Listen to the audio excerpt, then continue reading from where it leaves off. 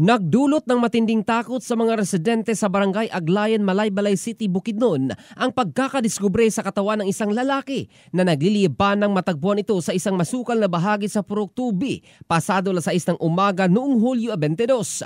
Kinilala sa ulat ng pulisya ang biktima bilang si Christian Anthony Boyser Valiser, 23 taong gulang, binata at estudyante ng kursong Mechanical Engineering sa Central Mindanao University at Tubong Ubay, Bohol. Ayon sa pulisya, kinumpirma ng kaibigan ng biktima na si alias Zed ang pagkakakilanlan nito base sa keychain at compass na siya mismo ang nagregalo. Samantala, positibo rin siyang nakilala ng kanyang tiyuhin na si alias Vences, residente ng CMU Maramag, Bukidnon. Batay sa kuha ng CCTV mula sa inuupahang bahay ng biktima, huling namataan ito na nakaitim na jacket, light-colored na pantalon at sandals na may laksak na kapareho ng suot ng sunog na bangkay. Na-recover naman malapit sa pinangyarihan ng isang plastic bottle na hinihinalang naglalaman ng gasolina na isa sa tinitinang posibleng ginamit sa pagsunog.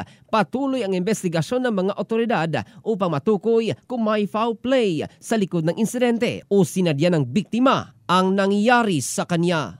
In the heart of changing lives, ito si Jofel Candado ng Brigada News Philippines, the Music and News Authority.